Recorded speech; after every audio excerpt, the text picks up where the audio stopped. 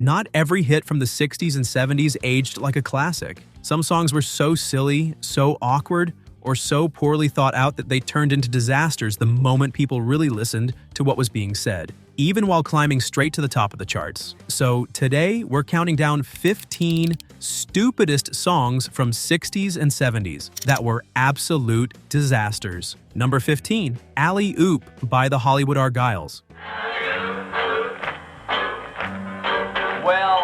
Released in 1960, this song was inspired by a syndicated comic strip about a caveman named Alley Oop, created by cartoonist V.T. Hamlin decades earlier. Songwriter Dallas Frazier wrote the tune years before it became a hit, and it was picked up and recorded by a loosely assembled Los Angeles group put together specifically for the session, led by singer Gary Paxton. The song reached #1 on the Billboard Hot 100 in July 1960, an unlikely achievement for a novelty track built entirely around a prehistoric comic strip character. The band itself barely existed in any real sense, since the actual musicians who performed on the record were session players who never toured together as a functioning group. He's the toughest man there is alive. Because the song became a hit so quickly, several competing versions were rushed out by other artists, trying to cash in before the original could establish itself, leading to a confusing scramble of near-identical recordings all racing for radio play at once. Paxton went on to have a longer career as a producer,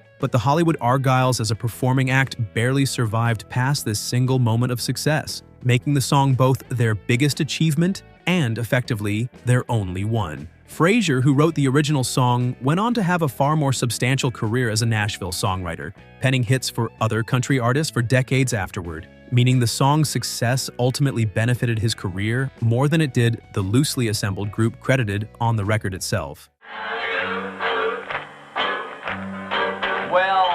Number 14, Does Your Chewing Gum Lose Its Flavor by Lonnie Donegan. Originally released in Britain in 1959 and later becoming a hit on American charts in 1961, this song was based on an old children's rhyme that British skiffle musician Lonnie Donegan adapted into a full novelty recording. The lyrics follow a boy who chews gum in class, gets caught, and is forced to stick it on his bedpost overnight, a scenario built entirely around a single, silly premise stretched out across the length of a full pop single. Donegan was already known in Britain as one of the leading figures of the skiffle music movement, a homemade, energetic style that influenced countless future British rock musicians, including members of the Beatles and the Rolling Stones. Despite that serious musical legacy, this particular song leaned entirely into comedy, using an exaggerated sing-song vocal delivery that made it feel more like a playground chant than a proper pop recording. It became a genuine transatlantic hit, reaching the top 10 in both the UK and the US, which meant a fairly serious folk and skiffle pioneer found himself best remembered internationally for a song about chewing gum stuck to a piece of furniture. Donegan's broader catalog and influence on the British music scene has often been overshadowed by the novelty reputation this particular song brought him in the United States. Number 13. Hello, Mudduh. Released in 1963, this song was structured as a comedic letter from a boy writing home from summer camp, set to the melody of Dance of the Hours, a classical composition by Amilcar Ponchielli written nearly a century earlier. Sherman, a television writer and producer before turning to novelty music, built his entire recording career around parody songs that reworked familiar melodies with humorous, often mundane lyrics about everyday suburban life. This particular song became his biggest hit, reaching #2 on the Billboard Hot 100 in the summer of 1963 and remaining one of the most recognized novelty recordings of the decade. It's Mudduh, darling Mudduh. Because the song directly borrowed its melody from a piece of classical music that was old enough to be in the public domain, Sherman avoided any copyright complications that a more contemporary tune might have caused. The song's lyrics run through an escalating series of complaints about camp food, mosquito bites, and homesickness, only for the boy's tone to shift abruptly once the weather clears and he starts enjoying himself, undercutting the entire premise of the letter he had just spent the whole song writing. Sherman's broader career never matched the commercial peak of this single recording, and by the end of the decade, his style of gentle, suburban parody had largely fallen out of step with the music industry, rapidly moving toward rock and psychedelia. Kindly disregard this ladder. Number 12. Winchester Cathedral by the New Vaudeville Band. Winchester Cathedral. Released in 1966, this song was written and produced by British songwriter Jeff Stevens, who deliberately built it around a 1920s dance band style, complete with a megaphone-style vocal delivery meant to mimic crooners from decades earlier. Stevens assembled a group of session musicians specifically to record the track, and to his own surprise, it became a massive transatlantic hit, reaching number 1 on the Billboard Hot 100 in December 1966. The song went on to win the Grammy Award for Best Contemporary Recording in 1967, an outcome that puzzled plenty of critics given how much genuinely groundbreaking rock music was being released that same year by far more influential artists. You could have done something.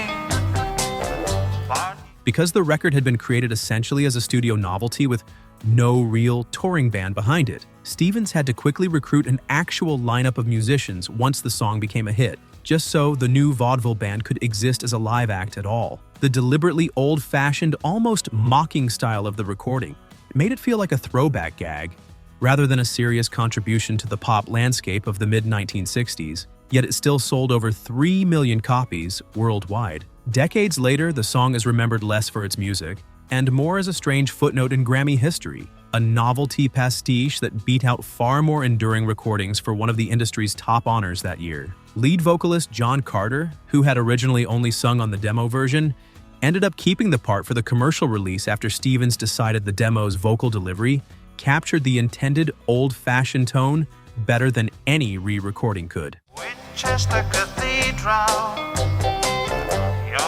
Number 11. Snoopy vs. the Red Baron by the Royal Guardsmen. 10, 20, 30, 40, 50 or more. Released in 1966, this song was inspired by a recurring storyline in Charles Schulz's Peanuts comic strip, in which Snoopy imagines himself as a World War I flying ace battling the German pilot known as the Red Baron. Songwriters Phil Gernhardt and Dick Holler wrote the track and recorded it with a Florida-based teenage garage band, and it quickly climbed to number 2 on the Billboard Hot 100 by the end of the year. The problem was that nobody involved in writing or recording the song had actually secured permission to use Snoopy's name or likeness, prompting Schultz and United Feature Syndicate to sue the band, their label, and the songwriters for unauthorized use of the character. Schultz and the syndicate won the case, and as a result, all publishing revenue from the massively popular single ended up going to them, rather than to the young band that had actually performed it. Bloody Red Baron, he was rolling up a score. Despite losing the legal fight and the associated income, the Royal Guardsmen were allowed to keep recording additional Snoopy-themed songs afterward, including a Christmas-themed sequel the following year, under a more formal arrangement with Schultz's syndicate. The band members, several of whom were still in high school when the song became a hit, found themselves famous for a song they didn't fully profit from, a strange arrangement that shaped the rest of their short run of chart success. Even so, the band continued releasing further Snoopy-themed material for a couple more years, including songs tied to Christmas, and even a fictional presidential campaign for the character, showing that the relationship with Schultz's syndicate, while financially lopsided, remained workable for both sides. 10, 20, 30, 40, 50 or more. Number 10. Sugar, Sugar by the Archies. To 1969, this song was written specifically for the animated television series The Archies, based on the Archie comic book characters, and was performed not by any real touring band but by a rotating cast of studio session singers assembled by producer Don Kirshner. Ron Dante provided the lead vocal, and the song reached number 1 on the Billboard Hot 100 in September 1969, becoming one of the best-selling singles of the entire year despite belonging to a cartoon group that didn't technically exist as performing musicians. Kirshner had deliberately built the project around fictional characters specifically because his previous professional relationship with a real band, the Monkees, had ended in creative disputes over control of the music. Because the Archies weren't real people who could tour, promote, or push back on creative decisions, Kirshner had complete control over the sound and release schedule of the music, something that had proven difficult with an actual band of human musicians. The song's massive success helped define an entire genre that critics quickly labeled bubblegum pop, a style built around simple, sugary hooks aimed directly at very young listeners rather than any serious musical ambition. Despite becoming one of the top-selling songs of 1969, the fact that no real band existed behind the music meant none of the credited members ever received the lasting individual recognition that usually comes with a #1 hit of that size. Number 9, Yummy, Yummy, Yummy by Ohio Express. Yummy, yummy, yummy, I got love in my tummy and I feel like... Released in 1968, this song was written by Arthur Resnick and Joey Levine, and much like the Archies, the recording credited to Ohio Express wasn't actually performed by any officially touring band, but rather by a rotating group of anonymous New York session musicians assembled specifically for the studio session. The song reached number 4 on the Billboard Hot 100 that summer, beating out far more critically respected singles by artists including Aretha Franklin and the Rascals during the same chart week. Despite its commercial success at the time, the song later earned a very different kind of recognition when Rolling Stone readers voted it the single worst song of the entire 1960s in a widely circulated 2011 poll, beating out competition from far more established and controversial artists. The recording became a defining example of the bubblegum pop genre, built around deliberately simple, repetitive lyrics compared to sugary snacks, a formula that helped make it massively popular with younger listeners, while alienating more serious music critics almost immediately. Producers Jerry Casonets and Jeff Katz ran the Ohio Express essentially as a revolving door studio project rather than a real band, releasing several more singles under the same name using entirely different musicians, depending on who happened to be available for each session. The gap between the song's commercial success in 1968 and its later reputation as one of the worst recordings of the decade remains one of the stranger contradictions in pop chart history. Yummy, yummy, yummy, I got love in my tummy and I feel like... Number 8, Chickaboom, Don't You Just Love It by Daddy Dewdrop. Chickaboom, chickaboom, don't you just love it? Released in February 1971, this song was originally written by Janice Lee Gwynn and Linda Martin for the Saturday morning cartoon Groovy Ghoulies, similar to how Sugar Sugar had been created specifically for an animated series just 2 years earlier. When the cartoon version failed to generate much attention, songwriter and producer Dick Mudduh, performing under the stage name Daddy Dewdrop, reworked the track with new lyrics and released it as his own single. The song reached number 9 on the Billboard Hot 100 that spring, an unexpected commercial success for a recording built around spoken word verses describing a strange, disjointed dream involving a woman in a bikini and a series of increasingly random plot twists. Mudduh had actually built a fairly successful career as a behind-the-scenes songwriter for major artists including Ringo Starr, Tom Jones, and Sammy Davis Jr., before this song briefly made him a recognizable performer in his own right. None of his follow-up singles under the Daddy Dewdrop name managed to chart again, cementing his reputation as a one-hit wonder, despite his more substantial career writing for other performers. The song's bizarre, almost nonsensical structure made it stand out even among the wave of novelty hits crowding early 1970s radio, and it remains a strange curiosity from an era already packed with strange curiosities. Chickaboom, chickaboom, don't you just love it? Number 7, Chirpy, Chirpy, Cheep, Cheep by Middle of the Road. Released in 1971, this song was originally written and recorded a year earlier by a different artist before the British group Middle of the Road recorded their own version, which became a massive international hit, reaching number 1 across multiple European countries. The lyrics center entirely around a repeated, simplistic bird sound used as the song's main hook, with lyrics about a mother bird losing her babies delivered in an upbeat, almost childlike style that many listeners found charming and others found relentlessly grating. The song became one of the best-selling singles in the United Kingdom that year, despite drawing sharp criticism from music critics who viewed it as an example of shallow, disposable pop, aimed purely at commercial success rather than artistic merit. Lead singer Sally Carr's high-pitched, exaggerated vocal delivery became the song's most recognizable feature, closely tied to its reputation as one of the most divisive #1 hits of the era. Middle of the Road struggled to replicate this level of commercial success afterward, and the song's massive popularity in Europe never fully translated into comparable success in the United States. Decades later, the song still regularly appears on lists ranking the most repetitive or annoying #1 hits in UK chart history, a reputation that has followed it far longer than its brief run at the top of the charts. The song's massive scale internationally, having reportedly sold several million copies globally, made its eventual reputation as one of the most mocked #1 hits of the era feel especially ironic given just how many people bought and enjoyed it at the time. Number 6, Wildwood Weed by Jim Stafford. I didn't know what happened, but I knew it beat the heck out of sniffing burlap. Released in 1974, this song told the comedic story of two brothers who unknowingly grow marijuana after finding seeds and planting them, framed as an innocent gardening mishap rather than any deliberate drug reference. Stafford, who had already built a career blending country music with novelty humor, wrote and performed the track himself, and it reached number 7 on the Billboard Hot 100 that year. Because the song's central joke revolved so directly around marijuana cultivation, even if framed innocently, several radio stations were hesitant to give it regular airplay, wary of appearing to endorse drug use during a period when anti-drug sentiment was still strong across much of mainstream American culture. Despite that hesitation, the song's playful, folksy delivery and Stafford's established reputation for harmless comedic material helped it avoid the kind of intense backlash that more serious drug-themed songs faced during the same period. The recording leaned heavily on Stafford's storytelling style, following the same formula that had made his earlier hit Spiders and Snakes successful,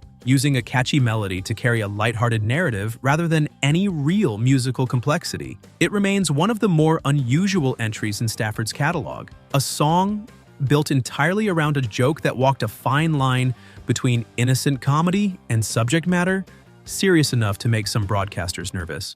I didn't know what happened, but I knew it beat the heck out of sniffing burlap. Number 5, Kung Fu Fighting by Carl Douglas. Everybody was kung fu fighting. Released in 1974, this song was recorded almost as an afterthought, written and performed in roughly 10 minutes during the final moments of a studio session that had been booked primarily to record a completely different song. Producer Bidu Apaya needed a quick B-side to fill out the single, and Douglas offered up a set of lyrics he had come up with after watching kids mimicking martial arts moves on a London street. Inspired by the era's growing fascination with kung fu films and television shows, what was meant to be a throwaway B-side ended up becoming the actual hit, reaching number 1 on the Billboard Hot 100 and topping charts in roughly a dozen countries, eventually selling over 11 million copies worldwide. The song leaned heavily on exaggerated sound effects and a repetitive, stereotyped musical riff commonly associated with vague notions of Asian music and Western pop culture, a device that has drawn increasing criticism from modern listeners and critics for relying on shallow cultural shorthand. Douglas, a session singer with a fairly unremarkable career up to that point, suddenly found himself the face of one of the best-selling singles in music history, based entirely on a song nobody involved had taken seriously while making it. The track's massive commercial success stood in sharp contrast to how little thought or craftsmanship actually went into its creation, making it one of the most successful accidents in 1970s pop music. Everybody was kung fu fighting. Number 4, Afternoon Delight by Starland Vocal Band. Released in 1976, this song was written by Bill Danoff, who took its title directly from a section of an appetizer menu at a Washington, D.C. restaurant, then built an entire song around barely concealed innuendo about an afternoon sexual encounter. The group, made up of 2 married couples performing tight vocal harmonies, presented the song with a wholesome, almost folksy delivery that stood in sharp contrast to the suggestive content underneath the surface, creating a strange mismatch between the song's sound and its subject matter. It reached number 1 on the Billboard Hot 100 in July 1976 and helped the band win the Grammy Award for Best New Artist that year, beating out the rock band Boston in a result that many critics and even some of the band's own members later described as something close to a curse. The Starland vocal band never had another major hit after this single, quickly becoming one of the more prominent examples of a group whose biggest commercial success also marked the effective end of their relevance in popular music. Despite its wholesome vocal arrangement, the song's true meaning became widely understood over time, turning what many parents initially played as innocent background music into something considerably more awkward once the actual subject matter became clear. Its lasting reputation as an unintentionally cringeworthy classic has followed the group for decades, long after most listeners forgot they ever had any other songs at all. Number 3. Fish Heads by Barnes and Barnes. Released in 1978, this song was written and performed by Bill Mumy and Robert Hamer, a musical duo who released the track independently before it found a much wider audience 2 years later through repeated airplay on Dr. Demento's syndicated novelty music radio program. The lyrics consist almost entirely of a repeated, deliberately absurd chant about severed fish heads, delivered with a deadpan, almost unsettling seriousness that made the song feel more like a bizarre art project than a conventional pop single. Mumy, who had actually built an earlier career as a child actor, most notably starring in the 1960s television series Lost in Space, brought an odd juxtaposition to the project, mixing his background in mainstream entertainment with genuinely strange underground comedy music. The song eventually gained a much wider audience in 1980 when it aired on Saturday Night Live, accompanied by a low-budget music video introducing the deliberately weird recording to a national television audience years after its original quiet release. Despite never charting on the Billboard Hot 100 in any meaningful way, the song became a cult classic specifically because of how strange and repetitive it was, turning commercial failure into a strange kind of lasting cultural notoriety. It remains one of the clearest examples from the decade of a song succeeding specifically by embracing being deliberately bad rather than trying to be a conventional hit. Number 2. Grandma Got Run Over by a Reindeer by Elmo and Patsy. Grandma got run over by a reindeer. Released in 1979, this song was written by musician Randy Brooks and originally performed by veterinarian-turned-musician Elmo Shropshire and his then-wife Patsy Trigg. Initially recorded as nothing more than a joke Christmas gift for friends and family, the lyrics describe an elderly grandmother getting fatally trampled by Santa's reindeer after wandering outside intoxicated on Christmas Eve, an unusually morbid premise for what became a beloved holiday standard played on radio stations every December. Shropshire had only pressed 500 copies initially, expecting nothing beyond a small novelty gift, until a friend brought a copy to a San Francisco radio station and it unexpectedly caught on with listeners. The song's dark subject matter led to real controversy, with some radio stations initially banning it for being disrespectful toward the elderly or grieving families, and Shropshire has said he was picketed at live performances by protesters holding signs criticizing the song's premise. Despite the controversy, or perhaps partly because of it, the song grew into one of the most requested Christmas recordings in American radio history, eventually spawning an animated television special and continued airplay that has lasted for decades. What began as a small gag gift between friends turned into an unlikely holiday institution, built entirely around a joke many people still find more uncomfortable than funny. Grandma got run over by a reindeer. Number 1. You're Having My Baby by Paul Anka. Released in the summer of 1974, this song was written by Paul Anka as what he described as a heartfelt tribute to his wife and the experience of fatherhood, recorded as a duet alongside singer Odia Coates, who had been working with Anka in the studio at the time. It became Anka's third #1 hit on the Billboard Hot 100, but its lyrics, which framed the pregnancy explicitly as belonging to the man rather than the couple, drew immediate and intense criticism during a period when the women's liberation movement was gaining significant cultural momentum. The National Organization for Women publicly criticized Anka, awarding him a mocking "Keep Her in Her Place" honor, while Ms. Magazine separately named him its Male Chauvinist Pig of the Year, in direct response to the song's lyrics and framing. Anka defended the song repeatedly in interviews, explaining that Having Our Baby simply didn't sound as strong lyrically as Having My Baby. An explanation that did little to satisfy critics who found the wording emblematic of a broader pattern of women being written out of decisions about their own bodies in popular culture. The backlash followed Anka for years, and the song has since appeared at or near the top of numerous worst songs of all time polls, including a widely cited 2006 CNN.com survey that named it the single worst song ever recorded. Despite topping the charts and remaining commercially successful in its moment, the song's legacy today is defined almost entirely by the controversy it caused, rather than by any lasting musical admiration. Looking back, these 15 songs prove that a massive hit and a genuinely good decision aren't always the same thing. And sometimes the biggest disasters were also the biggest sellers of their time. If you had fun revisiting these strange, silly, and occasionally cringeworthy classics, hit that like button and subscribe for more deep dives into music history. Thanks for watching, and we'll see you in the next one.